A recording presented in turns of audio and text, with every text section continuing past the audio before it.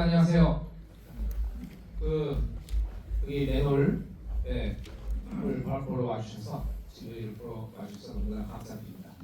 저는 한국이 낳은 세계적인 거장 김민희 작가의 남편이자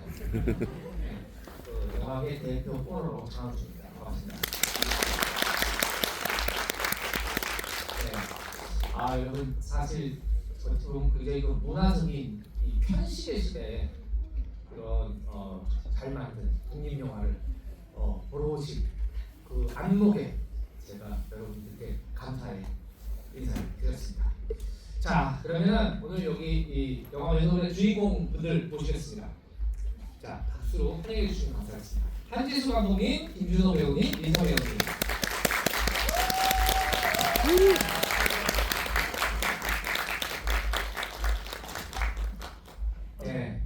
그러면 감독님부터 인사를 좀. 네, 안녕하세요. 맨홀을 연출한 한지수입니다. 귀한 일요일 황금 시간대에 이렇게 이제 무겁고 어두운 영화를 보러 여기까지 와주셔서 보시느라 감사하고 또 고생 많으셨고 하지만 또 묵직한 여운이 있었을 거라 저 믿고요. 오늘 많은 이야기 주고받고 좋은 시간 보내나가면 좋겠습니다. 감사합니다. 네, 안녕하세요. 맨홀에서 선호 연기한 김준호라고 합니다. 이렇게 평화로운 주말에 세계적인 디즈니 수작 주토피아를 제치고 맨홀에 들어오신 분들께 무한한 감사를 드립니다. 오늘은 특별히 저희 장항준 감독님을 위한 이런 장항준 감독님이 없었으면 없을 이 날입니다. 저는 열심히 제 옆에서 엎혀서 한번 가보도록 하겠습니다. 오늘 찾아주셔서 너무 감사합니다. 네, 안녕하세요. 희주 역할 연기한 민서입니다. 반갑습니다. 네, 저희가 근래 GV는 다 되게 조그만한 곳에서 되게 또란또란 즐겁게 얘기를 했었는데요. 오랜만에 이렇게 큰 관에 오니까 괜스레 또 떨리는 기분이 드네요. 또 오늘 여러분과 즐겁게 또 소중한 시간 나눠보도록 하겠습니다. 감사합니다. 네, 김준호 배우님께서 장항준을 위한 이렇게 얘기해 주셨는데 너무 부담됩니다. 먼저 이제 감독님께 제가 한 가지 여쭤보고 싶은 것은 이 맨홀이라는 작품을 연출한 계기가 좀 많이 궁금해하실 것 같아요. 어떻습니까? 이제 박지리 작가의 동명의 원작 소설이 있고요. 원작 소설을 2020년 정도에 이제 제작사를 통해 건네받아서 읽게 되었고, 스토리는 거의 같아요. 이 지금 만들어진 영화랑 이제 물론 이제 영화상에서 훨씬 제가 불량 상황 드러낸 부분이 많긴 하지만, 근데 이제 어떻게 보면 이제 청소년의 범죄 그리고 뭐 가정폭력 등등의 무거운 소재인데 저는 이 소재에 짓눌리지 않고 이렇게 이야기를 흡입력 있게 끌고 가는 거에 되게 재밌게 원작 소설을 읽었고, 무엇보다 이제 아이러니한 요소들이 굉장히 많았는데 평소에도 그런 걸 워낙 좋아하다 보니까 그런 지점들이 다 이제 책장에 다 덮었을 때 이건 연출해야겠다라는 결심으로 이어졌고, 이제 이렇게 제 의견을 말씀드렸더니 그럼 같이 한번 해보자 해서 바로 진행하게 됐습니다. 네, 그리고 또 김준호 배우님과 민서 배우님도 이 원작 소설을 보셨을 거 아니에요.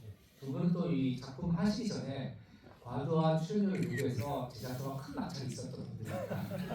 네, 그런데 대형 아니니까 막한 겁니다. 그래서 그런데 소설을 보고 어떤 점을 느끼셨는지, 또 영화와 다른 점은 또 어떤 것이었는지 좀 말씀 좀 부탁드릴게요. 네, 원작 소설은 사실 1인칭 위주로 흘러가기 때문에 좀 더 선호라는 인물이 보는 시야가 더 잘 보입니다. 좀 더 인물의 사실 영화를 볼 때는 비어있는 부분들이 좀 있다고 생각하는데요. 소설 속에는 좀 더 자세하고 심리 묘사나 그 사건들의 묘사들이 엄청 잘 돼 있어갖고 훨씬 더 잘 따라갈 수 있는 그런 소설이었던 것 같아요. 근데 반대로 영화는 어쨌든 저는 영화라는 예술은 어느 정도 연출하시는 감독님의 그런 의도나 뭔가 주고자 하는 생각 이런 부분들을 좀 남겨놔도 된다고 생각을 하기 때문에 시나리오를 읽었을 때는 그런 지점들이 많았어요. 제가 생각해 볼 수 있고 뭔가를 먹여주고 받아가면 되는 게 아니라 좀 더 내가 이 인물이라면 어떨까, 이 상황이라면 어떤 선택을 할까 그런 고민들을 하는 지점들이 영화 시나리오상에는 훨씬 더 매력적인 포인트로 다가왔던 것 같습니다. 사실 저는 이 시나리오 처음 봤을 때 그 원작이 따로 있는지 몰랐었어요. 그래서 처음에 제일 처음 그냥 전부 다 접한 이 내용이 저한테는 엄청 새로웠고, 근데 나중에 촬영을 하다 중간쯤에 이게 원작이 있다는 걸 알았지만 저 책 되게 좋아해요. 근데 안 읽었어요. 안 읽은 이유는 제가 사실 뭐 엄청난 원작파거든요. 예를 들면 애니메이션 같은 거 볼 때도 저는 애니메이션보다는 무조건 만화책을 먼저 봐야 되고, 그 만화책을 보고 나서 애니메이션을 보면 좀 실망하는 스타일이에요. 네, 원작이 이렇게까지 잘 묘사를 해놨는데 이게 빠졌다니 약간 막 이러면서 되게 슬퍼하는 스타일이어서 제가 그 원작을 봐버리면 약간 이 없는 것들에 대한 아쉬움이 스스로 생겨버릴 것 같아서 사실 매너를 지금 읽고 있습니다. 그래서 지금 읽고 있고 이거를 다 원작까지 저는 원작이 된다. 그 영화까지 다 봤으니까 이제부터 새로운 것을 탐험해볼 수 있겠다 싶어서 지금 보고 있습니다. 네. 네, 저도 사실 우리가 흔히들 아는데 사실 원작 소설을 영화화만 한다는 것이 정말 어려운 일이에요. 그러니까 이게 그래서 이제 소설에는 그 인물의 감정, 그리고 시점, 그리고 뭐 어떤 거기서 이제 그가 가졌던 막 트라우마에 대한 설명이 아주 구체적으로 되어 있거든요. 그런데 이제 우리는 그걸 이제 이 몇 마디 대사와 그리고 간혹은 그 표정과 감정으로만 표현해 줘야 된다는 점에서 시나리오 쓰기도 상당히 어렵고, 그리고 상당히 그 뭐랄까 인물들 배우들이 연기로 표현하는데 이 상당히 어려운데, 그래서 이제 제 주변 분들은 제가 그 영화 재밌냐? 그러면 그냥 소설 봐 이렇게 하는 경우가 상당히 많아요. 그 한국 작품뿐만 아니고 대표적으로 이제 김은희 씨라는 분이 계신데 그분이 괜찮은데 오빠 소설이 훨씬 나 이런 것들이 거의 부활이에요. 네. 그럼에도 불구하고 저는 이 작품을 소설로 접하지 못했지만 아까 김준호 배우님 말씀하셨던 것들에서 나름 이 소설의 원형과 이 소설의 깊이 있는 메시지를 그 사이사이의 간극을 벌려가면서 잘 조율한 작품이 아니었나. 개인적으로도 사실 매너리라서 공포영화인 줄 알았어요. 처음에 보기 전에 매너리에 빠져가지고 괴물 나오고 그런 거라고 생각을 했는데, 그 안에 인물들 깊이 있는 인물들의 어떤 그 대사들이나 이런 카메라 웍 이런 것들을 보면서 이게 좀 저도 좀 나름 신선한 자극을 받았던 좋은 작품인 것 같습니다. 자, 이 감독님 매너리라는 거에 이제 상징성이 많잖아요. 이렇게 뭔가 되게 높이처이기도 하고 어떤 죄책감의 공간이기도 하고, 어떤 식으로 설정을 하셨는 것인지, 그리고 또 그 미술적으로는 어떤 부분에 치중하셨는지 듣고 싶습니다.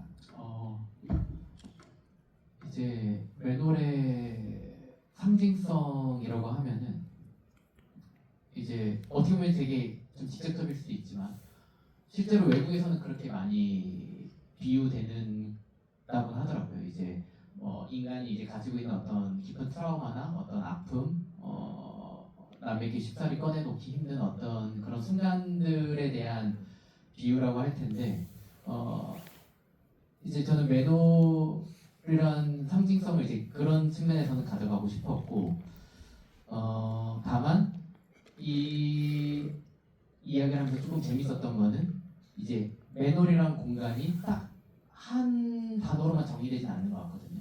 처음에는 이제 안식처, 도피처이지만 어느 순간 그게 안식처가 되고, 근데 그 안식처가 어떻게 보면 더 이상 거기에 붙들려서 빠져나오지 못하고 계속 어떤 올가매는 어떤 공간이 되기도 하죠. 왜냐면 이제 누나는 어느 순간 그 비교하자면 이제 맨홀에서 나와서 뚜껑을 덮고 자기의 삶을 살아가고 있지만, 선호는 여전히 거기에 얽매여서 자기 집처럼 꾸미고 거기에서 머물며 살고 있으니까 영화상에서는 얼핏 보면 되게 따뜻하고 아늑한 공간이고, 또 실제로 미술도 그렇게 하려고 했지만 한 발자국 떨어져서 보면은 사실 어떻게 보면 여전히 거기에 얽매여 있고 빠져나오지 못하는 그런 공간이라는 생각을 했어요. 그리고 나중에는 그게 결국에는 어떤 폭력을 처음에는 이제 피해서 갔던 곳이지만 나중에는 폭력을 어떻게 숨기는 공간이 되고, 그렇게 좀 이렇게 보면은 일견 긍정적일 수 있지만 한 발자국 떨어져 보거나 다른 시점에서 보면 되게 부정적이고 어두울 수 있는 공간이라서 그런 양측면을 좀 같이 가져가고자 했고, 초중반부에는 조금 따뜻한 정서의 공간을 많이 만들려고 했고, 후반부에는 이제 그와 반대되는 이미지로 좀 가져가려고 했습니다. 네, 그 감독님의 지금 매너에 대한 어떤 그런 얘기 들으셨는데 그 매너를 아는 세트죠. 네, 맨홀 아는 세트입니다. 네. 찾아봤는데 네. 실제 로케이션은 도저히 쓸 수 있는 공간이 쉽지 않아서. 얼마나 들었습니까? 이게 제가 사실 이게 이제 연출자로 제작을 하지 않다 보니까 네. 이렇게 제가 이렇게 금액을 배분하는 입장은 아니라서 잘 몰라요. 이게 미술 감독님과 PD님과 뭐 이렇게 어떻게 됐겠죠. 근데 이제 그래도 뭐 몇천 들지 않았을까요? 잘 모르는 거예요. 3만 원 이상 들었다. 그냥 이렇게. 네. 이게 사실 이제 앞으로 한 번 집의를 하게 되면은 감독님께서 그때 그 매너를 그 세트가 얼마 들었는지 다시 딱 알아보셔서 사실 지문의 맛은 이런 거거든요. 딴 데서 매체에서 들을 수 없는 얘기들. 제가 PD님께 나중에 한번 확인해 보겠습니다. 알겠습니다. 그런 점 굉장히 실망스럽습니다. 김준호 배우님은 제가 사실은 그 영화를 보면서 이렇게 제가 많이 작품 중에서 접해본 배우님은 아니신데 보면서 누구지? 그런 생각이 들었어요. 그래서 이제 네이버에 검색해서 찾아보고 주변에 물어보고 막 그랬었는데 왜 그러냐면 사실 대사도 크게 별로 없었잖아요. 근데 이 배우 젊은 배우가 영화 한 편, 장편 영화 한 편을 끝까지 끌어간다는 건 정말 어려운 일입니다. 정말 어려운 일이고 오래 노출될수록 단점이 보일 수밖에 없거든요. 그런데 그런 아주 세심한 그 내면 연기를 너무 잘 해주셔서 좀 사실은 좀 이런 배우도 있구나. 언젠가 같이 좋은 역할이 있으면 같이 일해봤으면 좋겠다 이런 생각이 들게 되는 그 배우셨는데 이 매너리라는 작품의 이 캐릭터 이름이 뭐였죠? 선호를 연기하면서 어떤 점에 좀 치중을 하면서 준비를 하셨는지 듣고 싶습니다. 어디서부터 접근을 해야 되지? 우선은 너무 부족한 연기자고 너무 신인 연기자여갖고 저만의 루틴은 따로 없었습니다.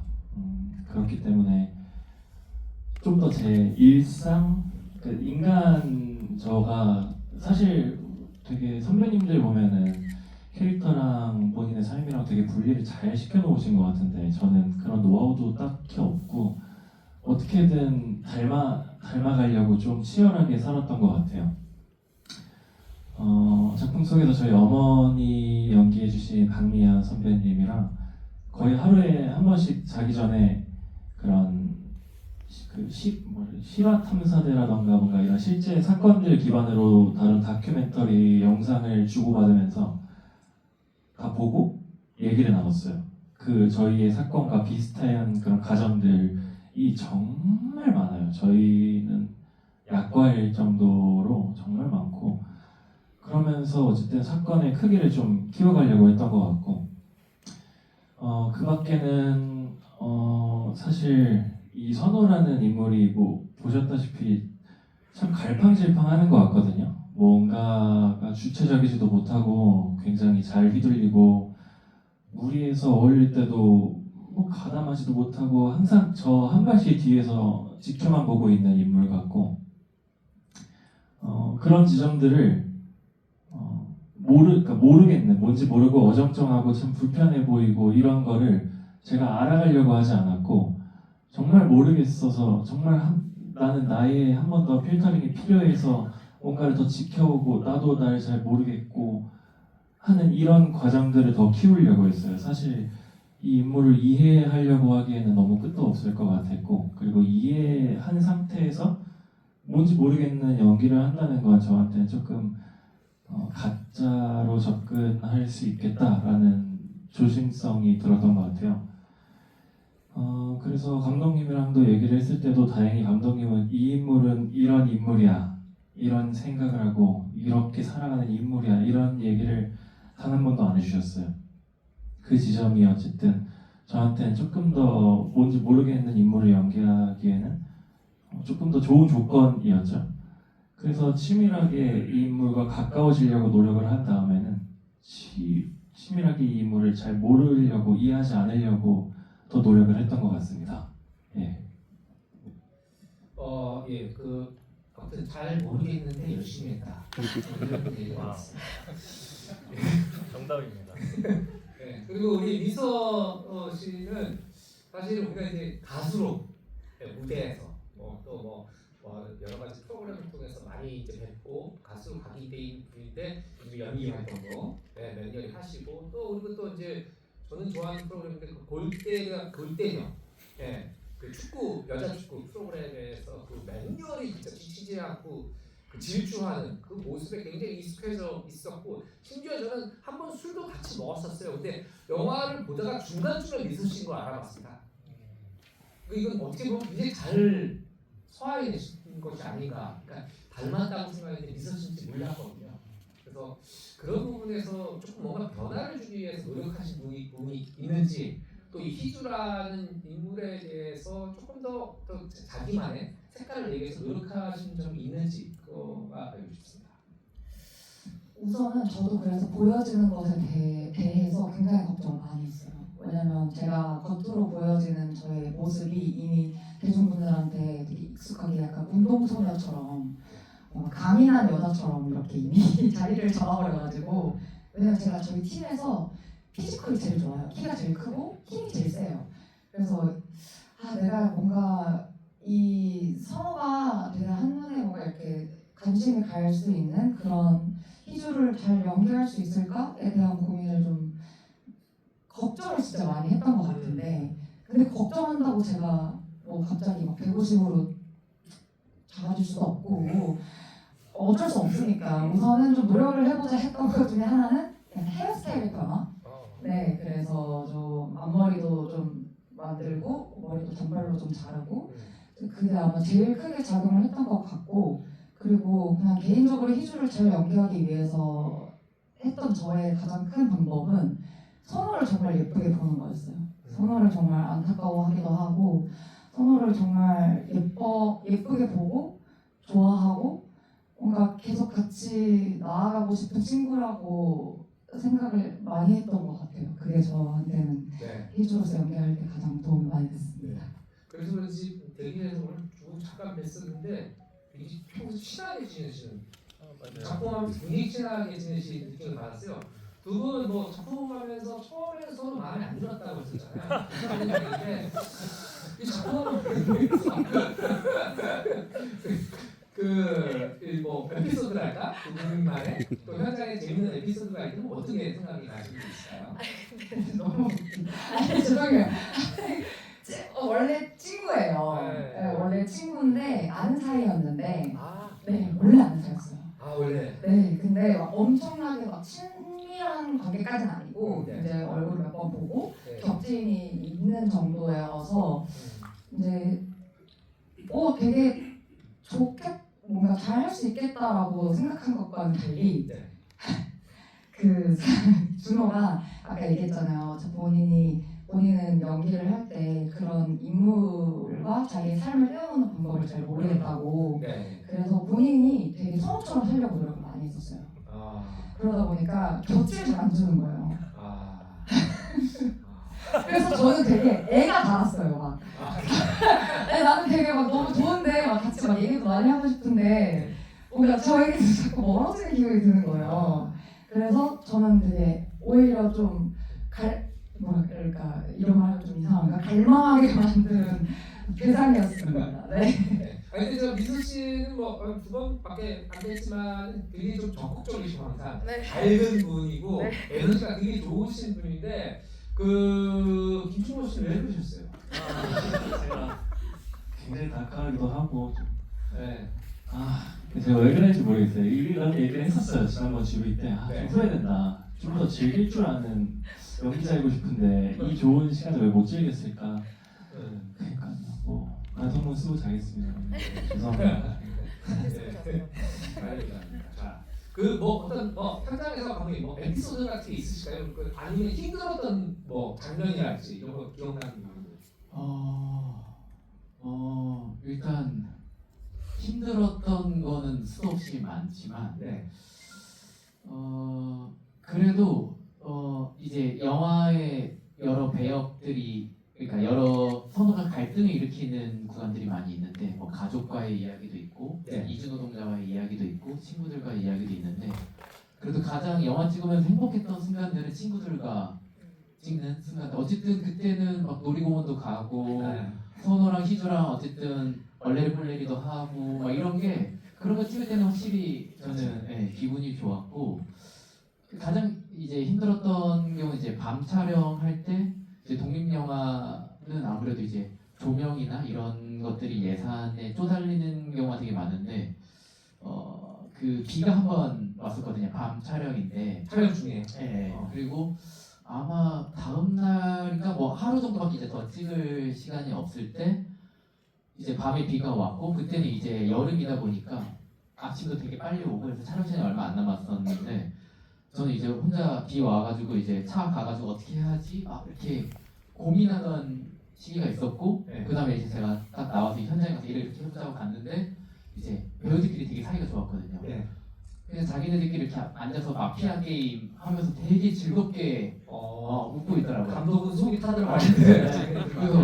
근데 그래도 제가 근데 이제 워낙 현장에서 바쁘고 제가 정신없다 보니까 케어를 잘 못할 때가 많은데 네. 배우들끼리 그냥 알아서 사이가 좋으니까 됐다 괜찮다 이렇게 맡겨놓고 난 내 거 할 거 하자 뭐 이런 생각. 그때가 제일 좀 기억이 많이 나요. 그럼 그날 촬영은 무사히 진행이 되나요? 아마 그럴 거예요. 네. 네 아마. 네. 한두 시간 있다가 네, 한두 시간 있다 그쳐가지고 후다닥 이렇게 찍으면서 이게 사실 그 영화 제작비라는 게 현장에서 이제 프로덕션 제작비라는 것이 다른 것들도 있지만 그 회차 한 회에 필수적으로 들어가는 돈이 있거든요. 한 회차를 필수적으로 들어가야 되는 돈이 있는데 그게 이제 또 아까 여름 얘기도 하셨고 사실 여름은 또 밤이 짧아요.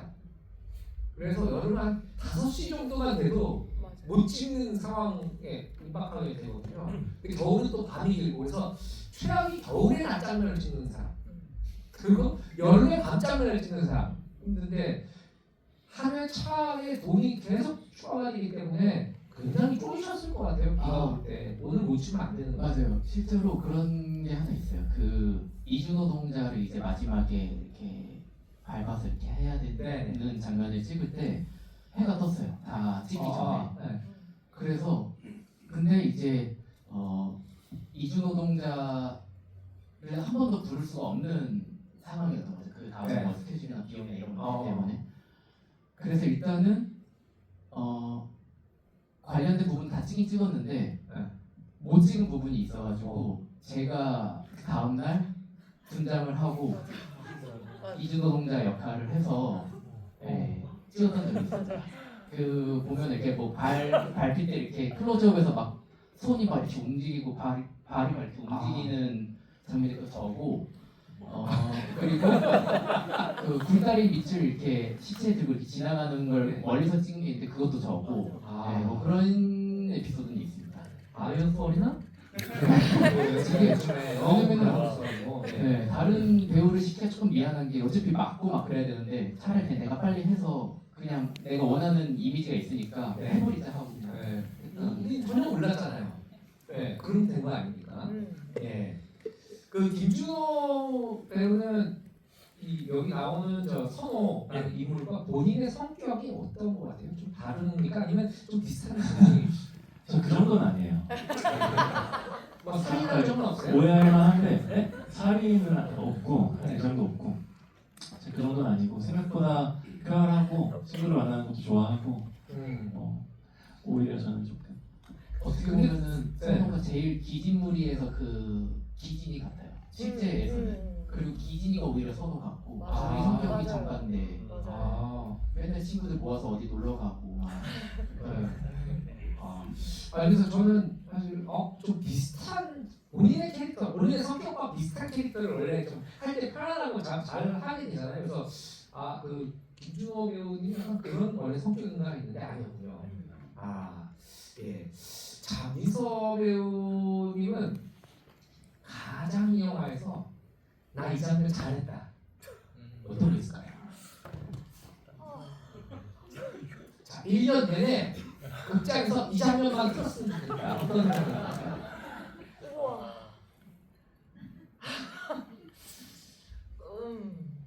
그러면 잠깐 생각하시면 아니 생각났어요. 생각났어요? 네.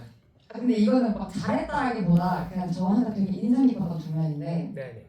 그 선호가 막 그 한번 사건이 일어나고 나서 다시 막 학교 공부에 막 매진하고 그 다음에 저한테 찾아와서 이제는 이렇게 안 살 거라고 네. 저한테 말하는 장면이 있어요.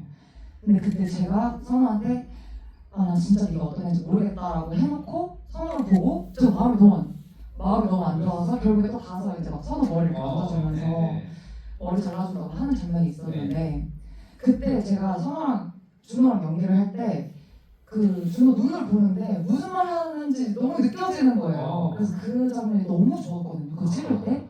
그래서 그냥 개인적으로는 그 장면은 정말 저한테 너무너무 인상 깊고 뭔가 평생 기억이 날 것 같은 장면이어서 굳이 꼽자면 그 장면을 꼽겠습니다. 이렇게 뭔가 용서와 화해 뭐 그런 것들이 대사로 할 필요 없잖아요, 사실. 맞아요. 눈빛으로 느껴졌던 맞아요. 씬이었던 것 같습니다. 그 김준호 배우님은 진짜 나는 이거 난 진짜 최고다. 뭐 어떤 점입니까? 너무 많아서 어떻게 말할지 모르겠어요. 너무 베스트 많네. 베스트. 진짜 저희 맨날 죽는 소리 하면서 봐갖고 영화를 너무 아쉽고 저뿐만 아니라 선배님도 너무 아쉬워하는데 저희가 이런 말 하는 게 좀 웃기긴 한데 저는 굳이 고르자면 사실 가족끼리 있었을 때를 저는 제일 좋아하기는 하는데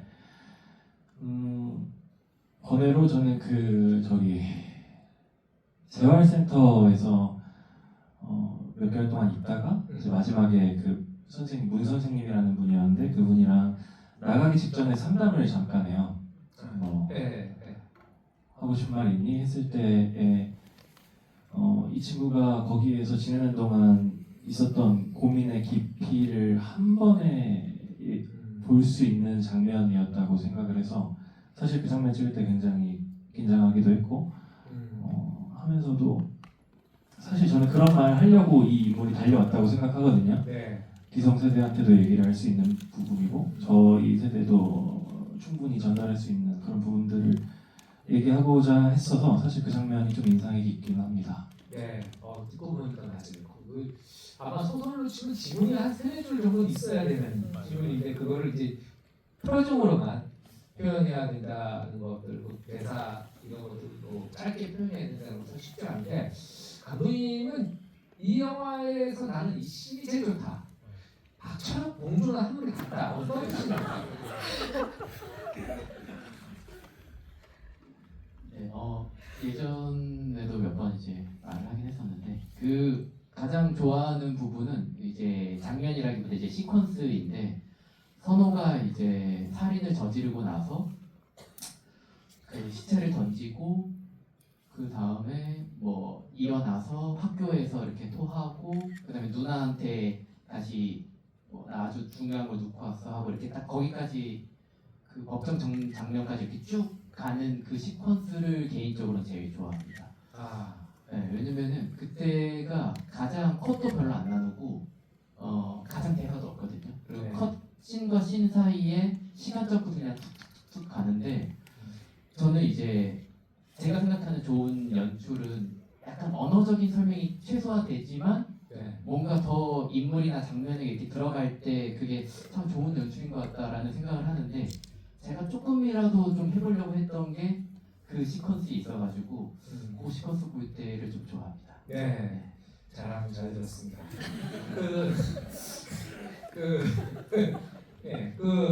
김준호 배우님은 네 이거 진짜 좀 아쉽다. 이 씬은 다시 찍고 싶다. 그 씬과 그 이유 이런 것들을 잠깐 생각할 시간 드릴까요? 좋아요. 좋아요? 네, 알겠습니다. 자, 그러면 이제 민서 씨는 이 씬은 볼 때마다 왜 내가 저렇게 했지? 그거 모든 배우가 다 느끼는 거예요. 그러니까 어떤 작품이든. 네. 왜냐면 그 많은 장면들을 찍으면서 그런 장면이 없을 수는 없거든요. 개인적인 후회, 아쉬움이 있을 수밖에 없는데 혹시 본인께 없으면 다른 사람 것도 괜찮습니다. 아니요, 저는 사실 모든 연기자가 다들 똑같을 거예요. 그러니까 보면 볼수록 아쉬운 것밖에 남지 않고 내가 저기서 왜 저렇게 연기했을까 막 진짜 미쳐버릴 것 같고 그런데 그래서 진짜 웬만한 씬들은 다 후회가 되는데요. 그 중에 단연으로 하나 꼽자면 너무 많은데 그 선호가 처음으로 이주 노동자들이랑 싸우고 맞고 나서 저희끼리 이제 막 거기서 막 있다가 선호가 이렇게 막 뛰쳐나와요. 막 이제 못 참고 막 먼저 가고 제가 뒤따라서 가면서 막 뭐 약이라도 사자 뭐 아니면 병원이라도 가자 이러면서 막 쫓아가면서 하는 그게 있는데 저 그게 너무 별로인 거예요 제 스스로. 그래서 너무 그걸 정말 다시 찍고 싶고 그리고 마지막에 이제 저한테 선호가 그래요. 걔네들 아는 사이냐고. 네. 근데 그때 그 충격받은 그 표정을 좀 더 리얼하게 했어야 되는데 약간 그 아쉬움이 너무 많이 남아서 뭔가 가능하다면 그 씬을 한 번만 다시 찍고 싶다입니다. 진짜 그 민서 씨 얘기 듣고 보면 그러네요. 쟤네들 너 아는 애들이야라는 말은 사실 굉장히 충격적인 얘기잖아요. 맞아요. 희주 입장에서는 맞아요. 그거를 지금 말씀을 들으니까 그때 참 못했네요. 아니 농담이고요. 사실 우리가 편하게 얘기할 수 있는 거는 다 봤기 때문에 이런 얘기를 편하게 할 수 있는 건데 그때는 사실 어떤 연기든 어떤 작품이든 다 매치 상태에서 시작하는 거잖아요. 그냥 공간만 있고 카메라 있고 우리가 들어가서 만들어지는 것들이기 때문에 사실 그런 것들은 우리 창작자들이 항상 후회하고 아쉬워하고 그리고 어떤 점은 나 이때 좀 괜찮았어 뭐 이런 생각들이 있는데 김준호 씨는 어떤 장면이 제일 아쉽습니까? 아쉬운 거, 감정적으로 막 부딪힐 때 사실 좀 더 좋았던 제 기준에는 이게 좀 더 좋았던 그 테이크가 있지 않나 막 이런 생각도 하는데 그거는 오로지 연출자의 몫이라고 생각을 하기 때문에 그런 지점은 어떤 씬인지 아닙니다. 그래서 어쨌든 저는 그 아쉬운 씬보다는 사실 오밋이라고 해서 씬이 아예 뭐 찍었는데 없어져 그러니까 편집 과정에서 빠지는 장면들이 있습니다. 근데 사실 선우가 이제 아버지의 모습을 점점점 닮아가는데 처음으로 정말 얘 뭔가 잘못됐다라는 지점을 느낄 만한 아주 위협적이고 뭔가 첫 시작을 알릴 만한 장면이 하나 있었어요. 되게 날카롭고 되게 공격적이고 그런 연출을 되게 디렉팅을 되게 잘해주세요. 그래서 본인도 성격과 맞고 그랬었죠. 감독님이랑 좀 어울려요. 조금. 네. 그 어떤 장면이었어요? 그 장면이? 감독님이 설명해 주시겠습니다. 이제 누나와 관련한 장면인데 네. 이제 영화상에서 많이 삭제되긴 했지만 누나가 이제 그 처음에 이사 도와주던 그 사람 그리고 나중에 연극 같이 하던 사람이랑 이제 연인이었던 설정이었거든요. 그래서 막 밤에 밖에 나가서 그 사람 만나서 이렇게 꽁냥꽁냥 하다 오는 거를 이제 몰래 이렇게 자기 베란다 쪽에서 이렇게 지켜보고 뭐 이랬던 장면이 있어요. 그리고 이제 누나 들어왔을 때 막 그거에 대해서 너 밖에 나갔을 때 저 사람이랑 살았지 뭐 하면서 막 되게 공격적으로 막 하니까 누나가 그게 너랑 무슨 상관이냐, 너 그 사람 같아, 아빠 같아, 지금 이 순간이 딱 이렇게 딱 쏘아붙이는 장면이 있거든요. 그 장면을 말하는 아, 예.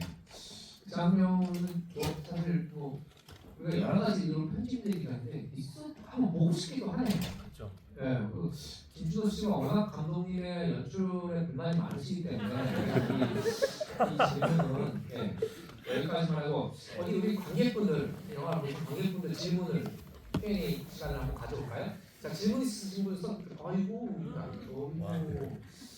자 이렇게 맨 앞에 두 분이 또 이렇게 탁 손을 드셨는데, 자 그러면 오늘 이쪽에 계신 요 선생님께 질문을.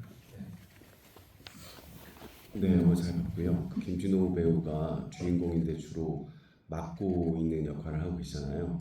실제로 좀 싸움을 못 하시는지, 그리고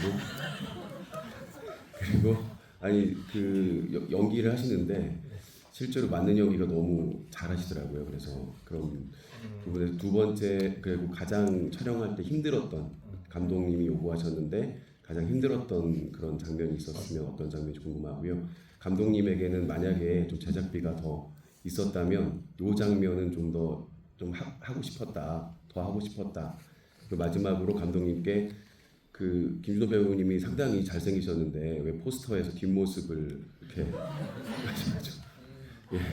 하셨는지 그 의도도 좀 알고 싶습니다. 네, 이거 굉장히 좀 심도 있다가 갑자기 문양 빠진 질문이니까 다시 영어에 대한 심도가 막 높아지고 또 질문색을 아주 주셨어요.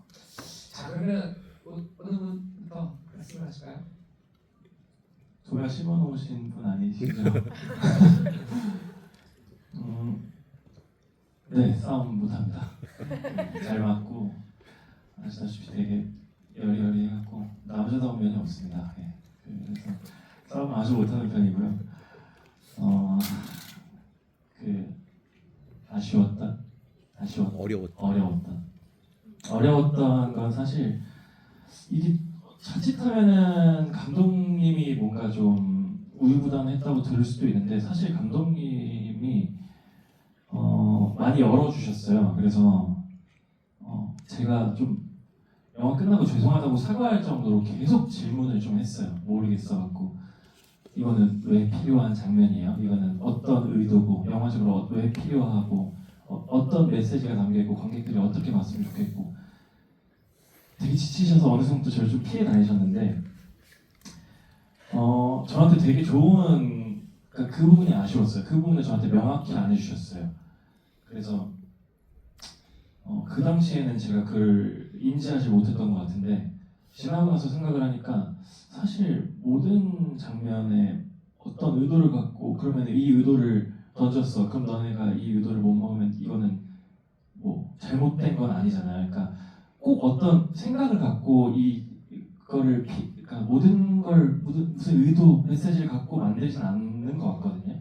때때로 장면에는 좀 비어 있는 것도 필요하고 관객들의 개입도 필요하고 관객들의 생각에 그런 지점들이 그 당시에는 왜 이렇게 좀 더 친절하게 알려주시지, 이렇게 해라 저렇게 해라, 제가 부족하니까 그랬던 건데 지나고 보니까 어쩌면은 감독님의 그 본인에 대한 믿음이 있으셨던 것 같아요. 이 장면적으로 필요한 게 분명히 있는데 저한테 알려주지 않으셨던 것도 있었을 거고, 그래서 사실 그 부분이 되게 아쉬웠으면서 지나고 보면은 연기자로서는 되게 좋은 밑거름이었어요. 내가 이 연기를 할 때 꼭 이해하고 하지 않아도 되겠구나, 느끼는 대로 해도 되겠구나, 그런 거를 배웠던 그렇습니다.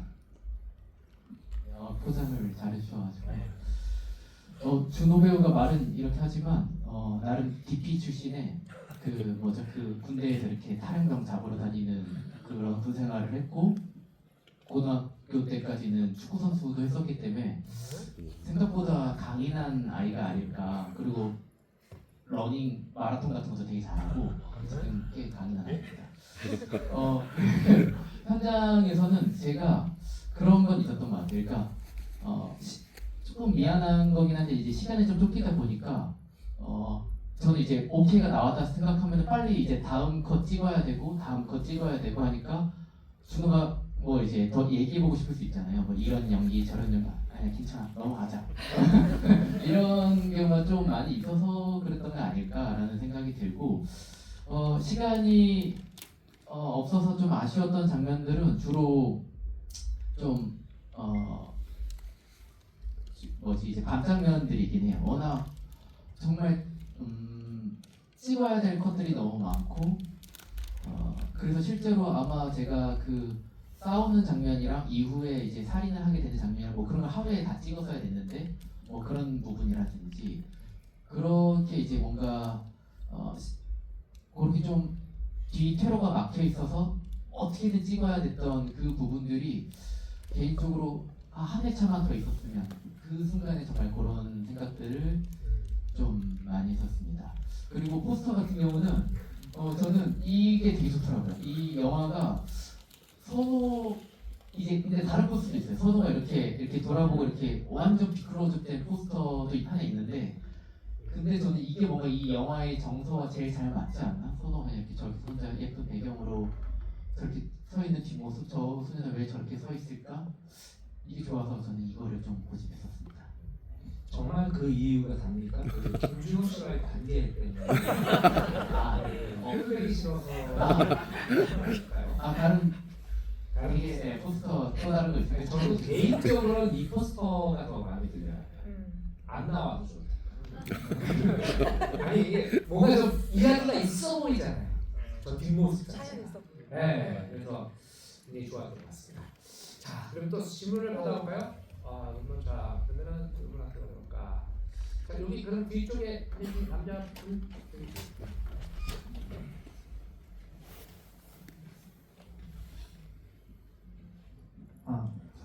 일단 우선 영화 너무 재밌게 잘 봤고요. 영화 중에 신스틸러로 다리가 너무 귀엽게 나오는데 이제 다리랑 같이 두 배우님 연기할 때 가장 뭔가 편안해 보이는 느낌이었어가지고 같이 연기할 때 어떤 감정을 가지고 연기했는지랑 약간 재밌는 에피소드 있었는지 궁금하고요. 그리고 마지막으로 GV 한 번 더 해주셨으면 감사하겠습니다. 자, 정말 좀 좋은 격려죠. 네, 지금 자, 다리 거기다 강아지가 나오는데 그 강아지 사실 생각 못하고 잊고 있었어요. 저는 그 전에 봐가지고 잊고 있었는데 말씀해 주신 거 맞아요. 사실 영화계에서 아주 오래전부터 감독들이 제일 그 애를 먹는 것이 이제 애하고 개, 통자는 애개. 그래서 웬만한 애개는 넣지 말자 뭐 이런 얘기들을 하는데 그 강아지랑 아니 두 분 케미도 너무 좋으시고 강민도 그 강아지 어떻게 그렇게 제대로 하신 건지 그것도 궁금합니다. 일단 예전 현장도 아마 그랬을 것 같은데 전담 트레이너가 다 있습니다. 그래서 그들의 노하우가 있어서 그리고 화면에 어떻게 보였을 때 그 강아지가 연기를 잘하는 것처럼 보이는지를 다 이해하고 계셔서 그 간식과 뭐 그 강아지가 좋아하는 장난감 이런 걸로 정말 컨트롤을 잘하세요. 그리고 저 다리라는 개가 복순인가 그랬던 것 같은데 이미 여러 영화에 나왔을 만큼 정말 똑똑하고 정말 연기를 잘하는 강아지입니다. 두 분은 이제 그 다리와 연기하실 때 어떠셨는지 민서 씨. 저는 강아지를 정말 좋아합니다. 그래서 의외입니다. 아니 농담이에요. 그래요? 저는 사실 그냥 뭐 털이 없어도 생명이면 다 약간 좋아하고 보는 타입이어가지고 정말 좋아하는데 다리가 정말 똑똑했어요. 그래 보여요. 네, 그리고 뭐 보통 그렇게 똑똑한 개들 중에서는 이제 주인이나 그런 트레이너 말만 잘 듣는 경우가 있는데 제 말도 너무 잘 알아듣고 너무 잘 하는 거예요. 그래서 실제로 전 다리랑 찍을 때 거의 놀았어요. 다리랑 같이 노느라 바빴고 그러다 보니까 자연스럽게 좀 풀린 분위기가 나왔던 것 같고 특히 막 그 터널에서 막 내가 아직도 이주로 보이니 막 이거 할 때 그 다리랑 이제 타이밍을 딱 맞춰가지고 그 찍는 그것도 너무 재밌었어요. 저는 그러다 보니까 그렇게 좀 귀엽고 편안한 분위기가 많이 생겼던 것 같아요. 네.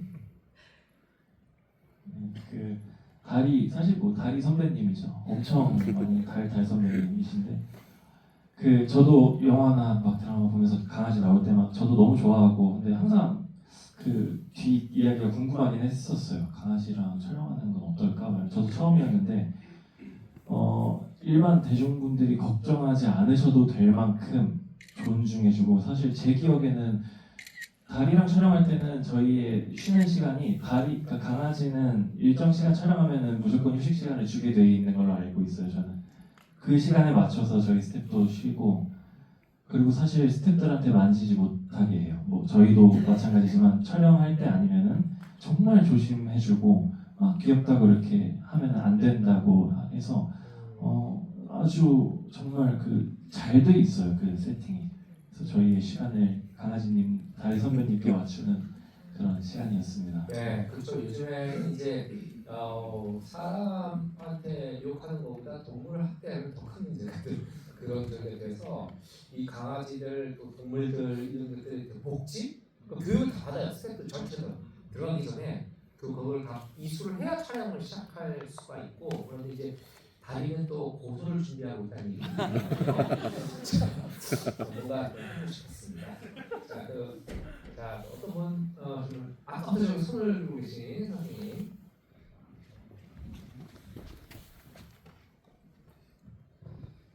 예, 영화 잘 봤습니다. 그러니까 아무런 정보 없이 그냥 장항준 감독님 나온다고 그래가지고 선택한 영화였고요.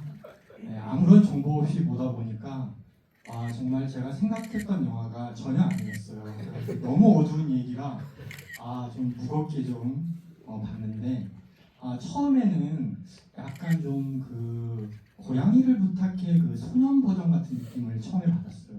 그런데 중간에 월미도 장면이 나오는 거예요. 그래가지고 맞다. 이거는 감독이 고양이를 부탁해 소년 버전으로 만든 영화다라고 생각을 했는데 나중에 뒤에 가서 완전히 이야기가 뒤바뀌면서 완전히 뒤통수를 맞은 기분이었고 주연 배우 같은 경우에는 저 사람 누구지라고 영화에서 봤던 이미지하고 지금 이미지가 너무 달라가지고 연기를 진짜 너무 잘하신 거구나. 지금 너무 밝으시고 너무 잘생기시고 보이그룹 멤버 같으세요. 솔직히 영화 속에서는 진짜 선악의 갈림길에 놓인 한 소년의 이미지가 너무나 강렬해가지고 그 소년이 왜 지금 현장에 없지라고 제가 생각을 했을 정도였고요. 민서 배우님은 솔직히 제가 골대녀 팬이라 너무 좋아하는데 영화에서 제가 못 알아봤어요. 그래가지고 저도 깜짝 놀랐습니다. 그래서 연기도 참 잘하시는구나라고 생각을 했고 제가 좀 궁금하고 그랬던 거는 이 친구가 결국은 선악의 갈림길에 놓여 있고 이 안에 아버지에 대한 분노의 감정이 가장 강한 친구였는데 그래서 이 친구가 어떻게 변할까라는 게 가장 궁금했어요. 근데 결국은 시체를 맨홀에다가 거기 던져놓고 나서 혼자 감당할 수가 없으니까 누나한테 털어놓잖아요. 네, 그 장면에서 저는 이 소년이 진짜 비겁한 사람이구나 라고 생각을 했습니다. 이거는 끝까지 본인이 지고 가야 돼. 죽을 때까지 지고 가야 되지. 그거를 누나가 맨홀 밑에 내려가가지고 시체를 보게 만들었잖아요. 누나 트라우마 어떻게 할 겁니까? 그리고 그러네요. 그리고 누가 왜 자기를 쌓아갖고 와 결정적으로 여자 변호하는 분이 있잖아요. 네. 변호를 너무 잘했어. 진짜 기가 막혀. 어떻게 이런 변호인을 섭외했을까 정도로. 근데 저는 그래도 마지막 양심은 있겠지. 예?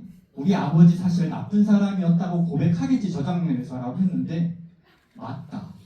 변호사가 한 말이 이게 진짜 비겁한 놈이구나 라고 생각했어요. 그래서 마지막에 보호관찰 끝나고 이렇게 나오면서 피해자 어쩌고 막 하는데 그게 다 무슨 악어의 눈물처럼 저는 보이고 이 친구는 끝까지 죽을 때까지 비겁하게 살 사람이다 라고 저는 생각을 해서 너무나 제가 일단 진정하시고 근데 제가 왜 이렇게까지 흥분했냐면 그 모습에서 저를 봤기 때문에요.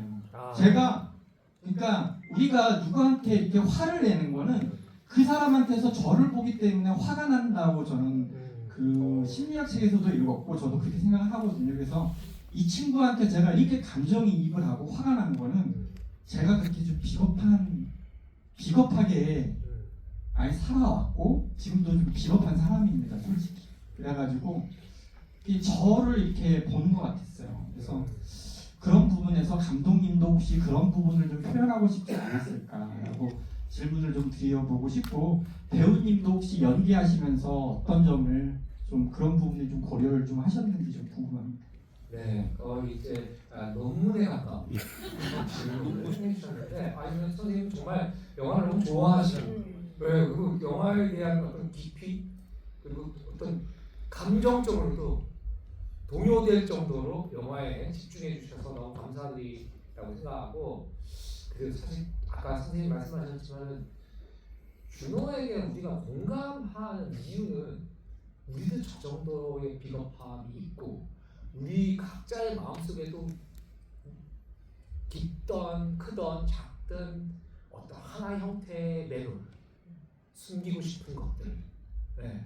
그리고 또 어떤 도피처들 이런 것들이 있어서가 아닌가 생각하는데, 감독님은 어떻게 질문 답변을 좀 부탁드립니다. 네, 어떻게 보면은 굉장히 정말 몰입해서 정말 봐주셨고 되게 공감되는 표현들도 많이 있어서 제가 이제 이 영화를 만들 때 선호를 어떻게 다룰까에 대한 그런 생각도 다시 하게 됐는데, 일단 제가 선호라는 이름 자체가 어떤 뜻이었냐면은 이제 선하다라는 선과 더럽다라는 그런 의미로 지었어요. 그만큼 그런 어떤 양면의 이미지를 갖고 있고 폭력의 피해자였으면 결국 가해자가 되고 그토록 싫어하던 아버지를 결국 인정함으로써 어떻게 보면 더 깊은 구렁텅이로 빠지게 되는 그런 인물이기도 하는데, 그래서 일단 영화를 그릴 때 제가 고민하고 또 했던 거는 이 인물에게 너무 가까이 다가가지는 말자였거든요. 그러니까 어떻게 보면은 조금 더 관객들에게 편하게 따라갈 수 있는 거는 선호가 감정적으로 얼마나 힘들었고 과거에 어떤 일들을 겪었고, 그래서 이런 것들을 어떻게 보면 더 훨씬 가까이 보여주고 더 선호의 입장에서 보여주면은 좀 더 선호의 편을 들 수도 있겠지만, 동시에 말씀하셨던 어떤 그런 분명히 못된 지점들도 있기 때문에 물론 기본적으로 어느 정도 선호의 입장에 서있긴 하지만 너무 가까이 가지는 않으려고 했거든요. 그래서 저도 그런 이제 고민을 하면서 만들긴 했는데, 다만 저는 그럼에도 불구하고 제 입장은 누군가는 선호에게 손을 내밀어주면 좋겠다긴 했어요. 그래서 선호가 이렇게 결점도 많은 아이고 어떻게 말씀하신 것처럼 좀 비겁한 지점이 있는 아이기도 하지만, 저는 그럼에도 불구하고 선호의 어떤 이야기를 따라왔을 때, 그리고 선호의 어떤 모든 것들을 다 고려했을 때 나는 선호에게 그래도 마지막에 누군가 내려와서 손을 내밀어주면 좋겠다. 그러니까 결국 이 영화를 통해서 제가 했던 입장이었고, 그래서 어떻게 보면 제 원작 소설과도 좀 다른 엔딩이긴 하거든요. 하지만 어쨌든 내 입장은 이거다라고 엔딩에서는 좀 그렇게 말을 하고 싶었습니다. 네. 그 질문의 깊이도 있고 감독님의 답변도 아주 좋은. 자, 그렇다면 우리 그 비겁의 아이콘 김진호 씨는 어떤 감독님 아까 대기실에서 저한테 한마디도 안 해주셨는데 지금 너무 놀리시네요. 너무 감사하게 제가 잊고 있었던 부분이었어요. 저가 이 시나리오 봤을 때 되게 좋아했던 부분이었거든요. 깜빡 잊고 있었어요. 사실 그렇게 말씀해주신 대로 갔으면은 참 어쩌면 마음은 조금 편안한 영화 보면서 그래 뭔가 소화되는 것 같은 영화일 수 있겠지만, 저는 그렇지 않기에 이 뭔가 삶과 인간의 아이러니함을 다룬 영화이기에 저 더 좋았거든요. 저도 마찬가지였어요. 저도 뭔가 누군가랑 믿어보려고도 노력하고 만나보려고도 노력하고 상처도 주고 실수도 하고 그러면서 계속 반복하는 삶인 것 같은데, 그런 지점들이 어쨌든 제가 끌렸던 지점이긴 했었고요. 사실 그리고 연기자로서 사실 저는 이렇게 쭉 끌고 가는 역할을 해본 적이 없어요. 그래갖고 잠깐 나와서 모든 걸 뭔가 쏟아붓고 가야 되는데, 사실 그마저도 인물이 임팩트가 없으면은 참 안 보이더라고요. 제가 저를 냉정하게 보려고 해도. 그래서 맨날 진짜 나쁠 거면은 아예 정말 극한으로 나빴으면 좋겠고, 정말 막 뭔가 아픈 새끼손가락 같으면 정말 그런 애였으면 좋겠고, 막 어중간하지 않았으면 좋겠었어요. 근데 말씀해주신 것처럼 정말 비겁하잖아요. 가장 증오하고 경멸하는 대상 때문에 너의 제2의 삶이 생길 수 있다면 너는 그 사람의 손을 잡을래? 뭔가 이런 질문들이 전 충분히 비겁하고 오히려 더 갔으면 좋겠다.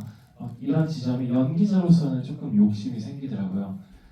그래서 되게 끌렸던 지점이긴 했어요. 참 아쉽긴 하지만 인물이. 네. 그 비겁픽, 비겁의 화신 이런 말씀을 들었습니다. 자, 마지막으로 이번에 여성분께 저 뒤에 계신 선생님, 예. 죄송합니다. 제가 연예인을 보니까 모르게 하기 시작했습니다. 안녕하세요. 저는 오늘 이렇게 이거 보고 김준호 감독, 김준호 배우님이 굉장히 이렇게 볼매라는 걸 다시 한번 느꼈습니다. 보면 볼수록 굉장히 매력이 있더라고요. 그리고 좀 전에 이제 저는 영화 보면서 같은 장면이 두 개 나온 게 갑자기 저는 이제 저분 질문 보고 갑자기 흥분돼가지고 그래가지고 목소리가 약간 떨리는데 거기 보면은 이제 배우님이 창가에 서서 이렇게 발을 들고 이제 밖을 내다보는 장면이 있었잖아요. 거기 보면은 저는 이제 자살하려고 하나 이 생각을 했거든요. 근데 저걸 보면은 영화 보면서 이제 그 전체적인 분위기를 보고 제가 이게 참 부모 죄다. 부모 때문에 모든 세상이 이게 다 이루어지잖아요. 범죄가. 그 생각을 하면서 보면서 이것저것 이제 이어졌는데 나중에 이제 누나한테 털어놓기 전에도 창가를 또 발 들고 이렇게 보다가 누나한테 털어놓았잖아요. 털어놓고 이럴 때 저는 제가 이제 자살하려고 하다가 누나한테 털어놓고 그래 저기 유언인갑다. 저는 그렇게 봤습니다. 그렇게 했는데 그리고 이제 장면이 이어지고 그런데 이제 나중에 법정에서 저분이 말씀하셨는 거는 저는 어떻게 보냐면은 김준호 배우가 이제 표정 연기를 아주 잘했어요. 보면은 눈빛 연기랑. 그리고 저는 이제 그렇게 안 보는 게 비겁하다고 저는 안 봅니다. 그 왜 그러냐면은 끝까지 그때 그 장면을 보면은 누나랑 사람들 표정을 계속 봤어요. 본인은 끝까지 제가 만약에 이 배우 입장이라면 저도 아버지가 용서 안 되고 진짜 그럴 때는 때려 죽이고 싶잖아요. 그죠? 내 부모라도 여기까지 진짜 목 끝까지 아니라고 이제 부정에 그 말이 나왔을 거예요. 그죠? 근데 지금 이렇게 감독님도 그렇고 일단은 이제 저희한테 이렇게 좋은 쪽으로 저걸 하고 있는데 이제 저는 이제 지금 얘기 듣다 보니까 그 왜 창문에 서서 제가 봤던 그 발을 두 번이나 이제 발을 들면서 저 이제 배우가 자살하려고 하는 생각이 들게끔 이렇게 그런 의도를 왜 두 번이나 그 장면을 보여줬는지 저는 이제 그게 이제 풀렸거든요. 저는 절대로 이제 거기서 배우가 비겁하다는 생각이 전혀 안 듭니다. 그래서 거기서 만약에 배우가 아버지가 이제 변호했는 분이 했는 대로 만약에 예술 안 했으면은 아버지는 전 국민은 준호 배우님 거기서 갑자기 열받으니까 이름 생각이 안 나네. 고정하시고요. 네. 선호 아버지를 소방대원 영웅으로 알고 있잖아요. 전 국민이. 네. 만약에 거기서 인정을 안 했으면은 그 사람의 영웅이 아니고 많은 사람을 구하고 돌아가셨지만 영웅이 아니고 그 사람은 하루아침에 그야말로 와이프 맨날 때리다가 완전 나쁜 놈으로 되잖아, 그죠? 네. 그렇지만은 거기서 인정을 했기 때문에 그 아버지는 영원한 영웅이 되잖아요, 국민들한테는. 네, 선생님 좀 시간이 없어가지고. 제가 그게 보는 각도에 따라서 틀리기 때문에 저는 그게 일단은 선호가 잘했다고 생각합니다. 네. 네. 아니 정말. 그래 감독님이 마지막으로 참 머리가 천재인 것 같아요. 이분 고대 나왔어요. 네. 네. 그리고 김준호 배우는 진짜 표정 연기가 참 짱이고 진짜 대단하신 것 같습니다. 네, 네, 감사합니다. 잘했습니다. 감사합니다. 이제 부모의 입장에서 가족을 지키고 싶은 엄마의 입장에서 바라봐준 씬들에 대한 감상이었던 것 같아요. 자, 그럼 이제 시간이 다 돼가지고 마칠 시간인데 한 분씩 마지막 인사 좀 부탁드리겠습니다. 네, 영화는 무거웠지만 GV 시간 정말 가장 유쾌한 GV가 아니었나 싶을 만큼 즐거웠고 많은 이야기 나누어서 되게 좋았고 또 질문도 많이 해주셔서 정말 감사했습니다. 돌아가셔서 매너를 조금이라도 더 관심이 생기신다면 좀 주위에 홍보도 부탁드리고 두 번 보면 더 재밌는 영화니까 이렇게 힘들게 좀 극장을 좀 찾으셔야 되지만 그래도 또 봐주시면 감사하겠습니다. 감사합니다. 네, 맞다. 그 GV가 많이 저희가 상영도 많이 안 나왔고 GV도 많이 안 나왔습니다. 그래서 좀 다른 의미로 좀 더 설레고 아쉽기도 한 시간들인 것 같아요. 매번 처음 개봉한 날 GV 할 때는 개봉했다고 좋았는데 그날이 세상 날아가고 제일 기억 남는 날일 줄 알았는데 두 번 하면 두 배로 더 소중하고 세 번 하면 또 세 배로 소중하더라고요. 오늘 GV 중에 정말 가장 인상 깊은 날이었습니다. 지난번 GV 때도 말씀드렸는데 제가 영화 막 만들고 작품 할 때는 이거 만들어주시는 제작자분들이나 뭐 감독님들 이런 분들 때문에 영화가 만들어지는 줄 알았어요. 근데 개봉하고 나니까 저도 맨날 극장을 찾거든요. 영화 정말 좋아하고 근데 이렇게 작은 영화도 소중하게 챙겨봐 주시는 관객분들이 있어서 이런 작은 영화도 만들어지는 것 같습니다. 앞으로도 더 좋은 연기하고 좋은 사람으로 거듭나겠습니다. 오늘 정말 인상 깊은 시간 만들어주셔서 감사합니다.